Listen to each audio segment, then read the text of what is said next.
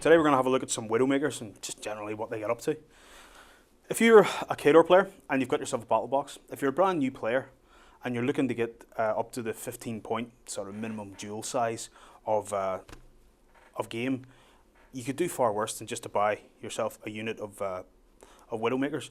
They're 4 points and they'll get you straight up to the 15 points that you need, and they're great.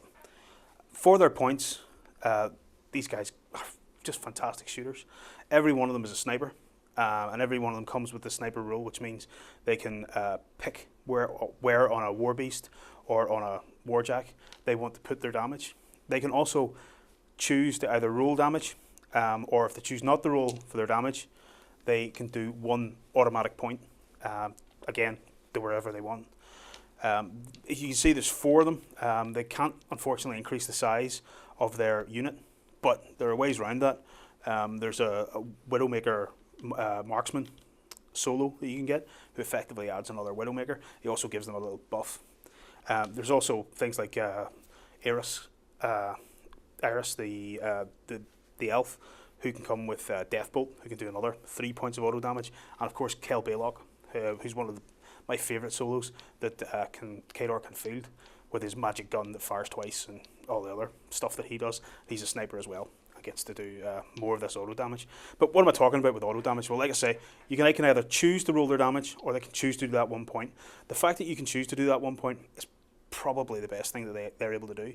Any of those 1 point, 1 box infantry that anybody decides to put against you, basically these guys can just wipe out a swathe of 4 of them every turn. Their rat is 7, so you really want to get them into position and then make them aim in order to get rat 9, so that it's, you're rolling, what's that, 14, that sort of a roll each turn to get them to shoot some of the higher defense stuff, as well as which, of course, you can get things like fire for effect to boost their accuracy and stuff like that. But basically, you don't want them to be. You don't want to have to cast spells on these guys to make them better, simply because the whole idea in taking them in the first place is to have a nice unit that can operate itself, that doesn't need to be enchanted all the time in order to make it worthwhile. So these guys then are coming in at 4 points. There's 4 of them. They have the sniper ability. In order to defend them as well, they've also got concealment. So if you stick them into a bit of cover, like I have them here, basically that's where you want to put them. They become much harder to hit. They get another +2 under their defense, so effectively +4, making them incredibly difficult to hit. Their defense, I think, goes up to 18 at that point to try to hit them. What are they good for, though? Anything that, well, basically light jacks is the best one, I think, to go for every time. If there are no one box units to pick off, or no warcaster attachments or anything like that you can hit, then certainly the best thing to go for are light warjacks. Basically because normally you can take off a good couple of points worth of systems on light warjacks just by firing these guys. If you think about the Crick's Bonejacks with their arc nodes, these guys can specifically target those arc nodes to try and get rid of those boxes and get rid of it faster. In the case of a Bonejack as well, rather than doing the automatic point of damage, normally you're better just rolling. These guys have a power 10, and a Bonejack comes in at what, 12 or 13, 14 in armor. So it's more than likely you're going to get more than a couple of points worth of damage on them, rather than just doing the 1 point.